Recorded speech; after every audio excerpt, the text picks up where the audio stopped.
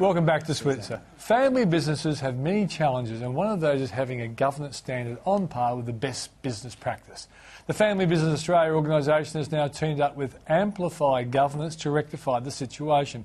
Joining me is the founder of one of the country's most well-known family businesses, Andy Kennard of Kennard's Hire, who is also chairman of the FBA, and Susanne Bransgrove, the managing director of AMPLIFi Governance. Thanks for joining us on the program. Andy, let's start with you first. Your great business. How big is that nowadays? Well, how many outlets you got? We've got 127 now in Australia and New Zealand. Yeah, I knew you'd know the precise number. and how do you fit in all that work and be chairman of Family Business Australia? Well, in actual fact, I've stepped down from the business. The kids have told you, get lost, Dad, we can do this without you. Absolutely, and they've said that clearly, and that's great. So I'm actually now not on the board. Yeah. We've got 2 children on the board, yeah. As well as external directors, and it's their business, their future, so they're doing that. So well, you've trained them pretty well. They're pretty good at what they do. They do a good job. Okay. Yes, and before I start talking to Susanne, Family Business Australia, a lot of people don't know enough about it. Tell us about that. It's an organisation of family businesses to help family businesses get through succession. You know, we're looking at long-term succession to help them get through all the pitfalls and the problems within families, because family businesses have the extra dimension of family. It can be challenging. And they, the emotion, all the problems that happen with that. So Family Business Australia is there to help them get through that. And so there's a whole range of education programs and forums and conferences, and we have a lot of advisor members who are there to help them with that. Okay, one last one. Susanne has been brought in around the issue of governance. How important is governance? I know a lot of family businesses wouldn't even, if they wrote them their challenges, they wouldn't even put the G word down, would they? Yeah, no. Well, of course, the government's imposed a lot of regulation, so you've got to get your governance right now. Yeah. It gets very expensive. So tell us what governance is before I ask Susanne how you fix it up. Yeah, well, she's going to be able to explain it better than I can, but we see governance as just doing the right thing by the various stakeholders. So the government and all their departments being one, but you've got to, it's the governance for your employees, looking after that, and of course, and your customers. You want to your customers and suppliers also doing the right thing for them. And I guess a lot of family businesses also have partners as well. I know I've got an equity partner in my business, and I've got 2 sons, a daughter-in-law and a fiancée coming in. Yeah, and my wife, of course. And a member of the family business is what you should be, because you've got all the issues. Exactly right. Okay, so AMPLIFi, tell us about that company. AMPLIFi is really about taking the scariness out of governance for family businesses. So we're talking about governance before, and I think people sometimes, there's a fear around it, and they completely misconstrue what it really should be for. Governance is about strategy, first and foremost, and also about compliance, but it's about getting the balance right in the family business in a manner that's appropriate for them. Okay. It's about helping them be more strategically focused and directionally focused, and at the same time actually fix up some of the risk management issues which you would really class in the compliance piece. But and that's where governance and risk management is really important in a public company, isn't it? If your governance is crappy, this company is at risk, right? And I guess family businesses are no different, but there's not a lot of focus on that. And as I said, from our perspective, a board should be 80% strategic think tank and 20% the compliance element that fixes up those risk management issues that you really need to have a look at. So who's the biggest threat to governance? Is it the standover father, or is it the softy mother who lets their kids get away with blue murder, or the tough mother and the soft father? Because these are issues in family business. There's so many combinations, I think. We couldn't probably possibly draw them all out. But they are the kinds of issues you're talking about, aren't they? Yes, absolutely. I think the biggest risk from a governance perspective sometimes is the ignorance to understand that you probably need a bit of independent perspective and somebody who can help guide you in the right direction to fix some of those issues up. It's not about having somebody coming in heavy-handed with a best practice approach, but somebody who has empathy and understanding for family business and softly guides them to basically a better governance place. I would have thought, one reason why you might want a governance expert to come in, I presume that's what you do. You go into the businesses and make an audit of what's going on there and tell them what you think needs to be changed. Is that the kind of approach you take? That's almost a little bit too heavy-handed, but yes, that's part of it. As I said to you, it's a softly Didn't you say approach. You were German? Yes, I did. And you're worried about being heavy-handed? I thought you guys specialised in being tough and I'm just disciplined. hiding it at the moment, so it's not so obvious, but you're probably right. It's really about coming into a family business and, as I said to you before, letting them focus their business strategically. You think about family businesses and what goes on, and the majority of businesses are very involved in the business. It's about getting things done and dealing with issues now. You're getting somebody involved who's got an independent perspective and a different vision on it and is more objective and can say to a business, okay, let's work out where we're trying to take this business. Let's make sure we are on course along the way, and at the same time let us actually look at the issues that you have and address them to make sure that you are sustainable and that you've got a platform that will support your growth and support the succession planning ultimately. Andy, have you had a meddlesome governance expert come into your business along the way? No, we were fortunate.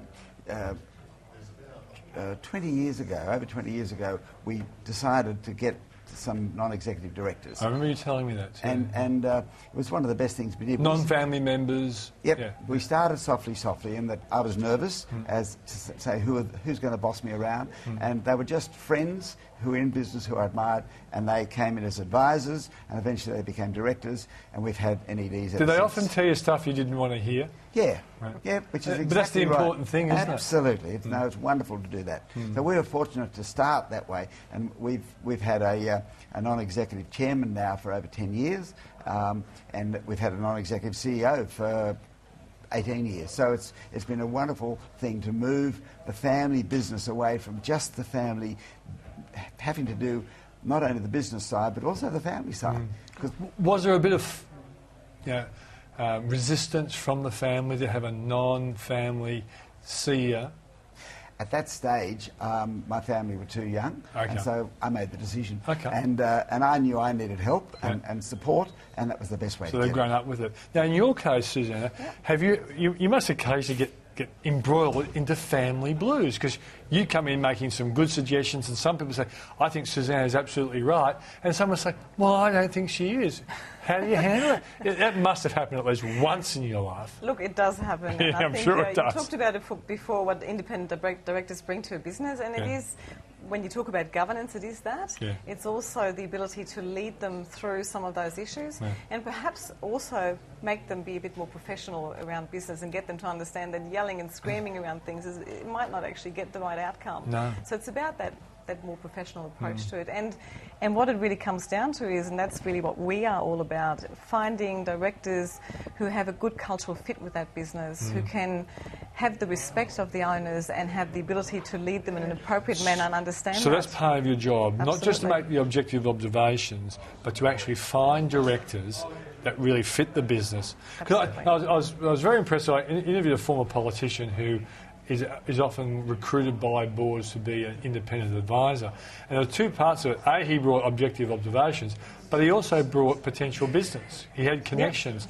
And do you consider that kind of thing when looking at a director, that someone who actually brings not only an objective set of eyes, but could actually help them grow their business at the same time? You would hope that a director brings more than just the skill set that they have, but bring networks and bring a whole range of views and perspective in aiding that business to grow, and that would also be contacts they bring into that business. So it's important to keep that in mind when you look for the right people for that business, that the cultural fit, the right skill set, and also the right connections for them ultimately. So, Andy, how is FBA going to push Susanne upon all your members? How are you going to softly or toughly? Going back to what you said, what's the biggest problem? I've found that it is the founder, the senior person who won't let go. You know, and that makes it very hard for the next generation. Bringing in a non-executive normally is the best thing that can ever happen, particularly for the next generation, because they can get support to be able to take the business on to where they want to take it. So I think AMPLIFi is going to be a great support to family businesses, because FBA is really trying to push this governance and to encourage family businesses to get NEDs, and that's and AMPLIFi are going to do a great job of that. Another thought, Susanne, if you do your job really well and you change a typical family business that has lots of challenges because of the interconnectedness and the arguing and stuff, you actually professionalise it so it becomes a business easier to sell, because when someone comes along, they see a really well-run business. Is that part of the sale pitch in your approach? It ultimately is. I mentioned before the platform. A board that is enduring within a business should be a platform for what you might want to call an exit strategy or succession planning, and whether that is actually to the next generational shareholder or whether that is to an external shareholder, it's about creating something that's much easier for people to step into, and it's important to, when you're creating that, bearing in mind what's important to that future shareholder to make that transition easier, and that's actually exactly what it's designed to do. I sometimes also say if you have the right structures and the endurance around that, and if you have good processes and the right culture within your business, then you take a lot of the risk out of it, because what happens if somebody suddenly dies and you have none of that? Yeah. You're not left with much. Yeah. One last question. Some people will be thinking, is it expensive to get to tidy up your act? That's really, I'm glad How you big actually a asked business that should be thinking about? We've been helping businesses that are very small, so we're talking about $1 million turnover through to fairly large businesses. Okay. The important thing is that there's no, from an AMPLIFi perspective, there's no cost for that business for us to help them at all. Then you, of course, come to what is the director remuneration, and that really depends on the complexity and size. The bigger that is, then realistically the higher the experience and the skill set of the director has to be, and the more you pay. But we've been able to appoint directors for as little as about $1,000 a month. Great. So 12 grand a year through to more than that, but it needs to be right for the individual business. Susanne, Andy, thanks for joining us on the program. Thank you very Pleasure, much. Peter. If you want to read my thoughts each morning at the close of Wall Street, check out my website, switzer.com.au. And if you have a self-managed super fund, have a look at the switzersuperreport.com.au website. And if you've got any questions for me or ones you'd like me to put to an expert, email me switzer@skynews.com.au. I'm Peter Switzer. Thanks for watching.